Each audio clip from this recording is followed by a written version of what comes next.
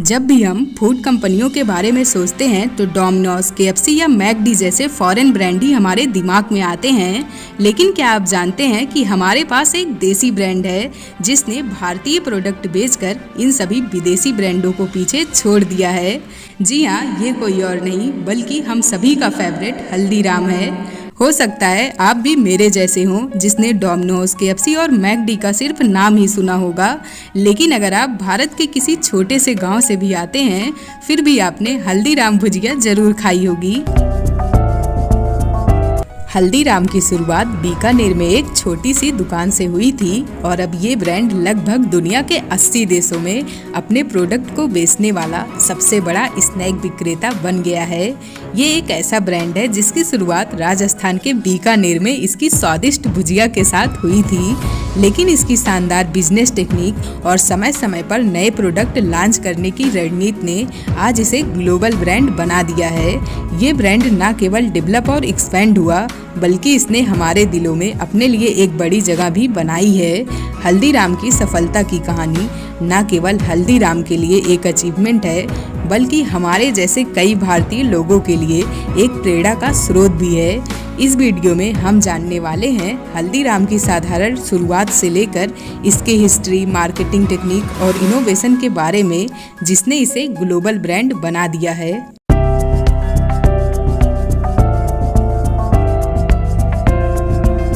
गंगा बिशन अग्रवाल, जिन्हें हम हल्दीराम जी के नाम से भी जानते हैं, ये राजस्थान के मारवाड़ी परिवार से थे। इन्होंने 1937 में हल्दीराम की स्थापना की। इस कंपनी को स्थापित करने का हल्दीराम का सपना 1919 का था, जब वो केवल 11 वर्ष के थे। उन्होंने बचपन में ही अपने पिता की भुजिया की दुकान पर काम करना शुरू कर दिया था। हल्दीराम वहाँ छोटे मोटे काम करते थे, लेकिन वो हमेशा भुजिया बनाना सीखने की कोशिश करते थे। उस समय भुजिया की डिमांड भी थी, इसीलिए बाजार की अधिकतर दुकानें इसे बेचती थी।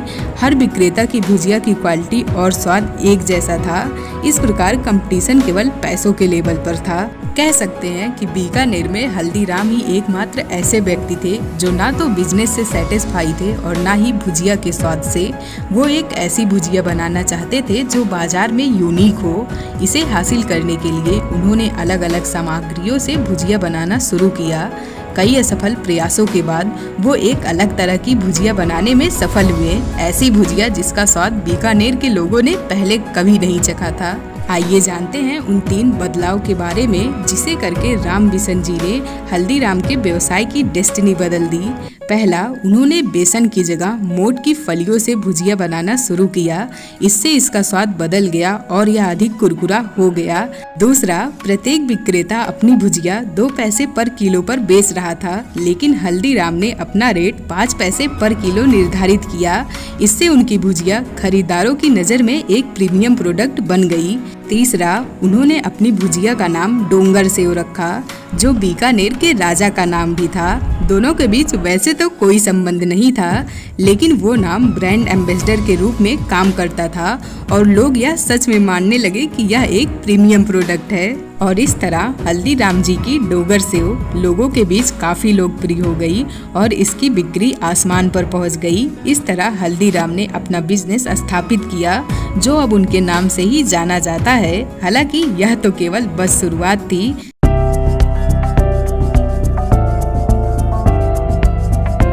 हल्दीराम कंपनी के विकास का दूसरा चैप्टर 1960 के अंत में शिव किशन अग्रवाल के माध्यम से शुरू हुआ।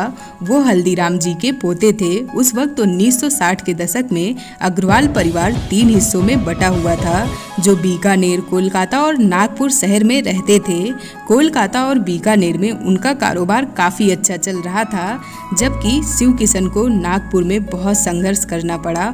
1960 के दशक में न सिर्फ नागपुर बल्कि पूरे महाराष्ट्र में भुजिया की मांग नहीं थी, इसीलिए उन्होंने वहाँ के लोगों के खान पान की आदतों के बारे में और अधिक जानने का निश्चय किया। तब उन्होंने एक सर्वे आयोजित किया, जिससे उन्हें बाजार में 2 अवसर दिखाई दिए। पहला, महाराष्ट्र के लोगों को विभिन्न प्रकार के स्नैक्स के बारे में जानकारी नहीं थी, इसलिए अब वो मार्केट में नए स्नैक्स पेश कर सकते थे। और दूसरा, मिठाइयों की मार्केट में एक कमी थी, मार्केट में बहुत कम मिठाइयाँ उपलब्ध थी, इस प्रकार वो लोगों को अन्य मिठाइयाँ पेश कर सकते थे। बस इसके बाद क्या था, इस सर्वे के बाद उन्होंने अपनी पसंदीदा काजू कतली बाजार में उतारी, क्योंकि ये महाराष्ट्र के लोगों के लिए एक नई मिठाई थी, इसीलिए उन्होंने सैंपल फ्री में देने शुरू कर दिए। इस स्कीम की वजह से कुछ ही दिनों में काजू कतली नागपुर में मशहूर हो गई। लोगों को इसका स्वाद काफ़ी पसंद आया और इसकी बिक्री नई ऊंचाइयों पर पहुंचने लगी। इसके बाद उन्होंने बीकानेर और कोलकाता की कई अन्य मिठाइयाँ नागपुर में पेश की। इस तरह से बिक्री 400% बढ़ गई। जल्द ही उन्हें एहसास हुआ कि नागपुर के लोगों को इडली और डोसा जैसे साउथ इंडियन स्नैक्स बहुत पसंद हैं। इसने उन्हें अधिक कस्टमर को आकर्षित करने के लिए एक साउथ इंडियन रेस्टोरेंट शुरू करने के लिए प्रेरित किया।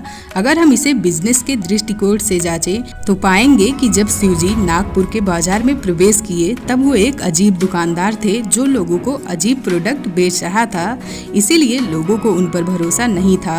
और फिर शिवजी ने सबसे पहले महाराष्ट्र के लोगों का भरोसा जीतने के लिए उनके पसंदीदा प्रोडक्ट बेचकर उनका विश्वास जीता और फिर उन्हें अपने खुद के प्रोडक्ट पेश किए। इस तरह शिव किशन ने हल्दीराम के विकास में योगदान दिया।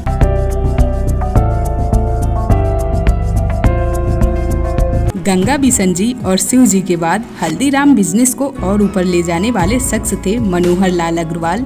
ये आज भी हल्दीराम के चेयरमैन हैं।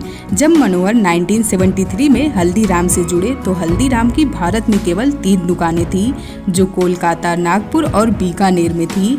मनोहर लाल जी ने दिल्ली के चौक में एक और आउटलेट खोला। मनोहर लाल जी ने हल्दीराम बिजनेस के विकास के लिए 2 प्रमुख रणनीतियां अपनाई, जो हल्दीराम को सफल बनाने के लिए गेम चेंजर साबित हुई। आइए जानते हैं उन 2 रणनीतियों के बारे में। पहला, giving importance to packaging of product. 1990 के दौरान स्नैक कंपनियां बिना किसी प्रॉपर पैकेजिंग के अपने प्रोडक्ट बेचती थी। हल्दीराम पहली भारतीय कंपनी थी जिसने अपने स्नैक्स की पैकेजिंग और प्रेजेंटेशन को प्राथमिकता दी। वो मनोहर लाल जी ही थे जिन्होंने zip pouch packaging, standee pouch packaging और 4 लेयर स्ट्रक्चर फ्लेक्सिबल पैकेजिंग सहित आधुनिक पैकेजिंग विधियों को प्रेरित किया। इससे न केवल उनके ब्रांड की जागरूकता बढ़ी, बल्कि ब्रांड भरोसेमंद और लोगों के बीच अधिक पॉपुलर हो गया। दूसरा, opening store and spread across city. दूसरी रणनीति यह थी कि उन्होंने अलग अलग शहरों में स्टोर खोले। मनोहर जी ने पहले सभी प्रमुख शहरों को निशाना बनाया और फिर छोटे शहरों में भी अपने आउटलेट खोले।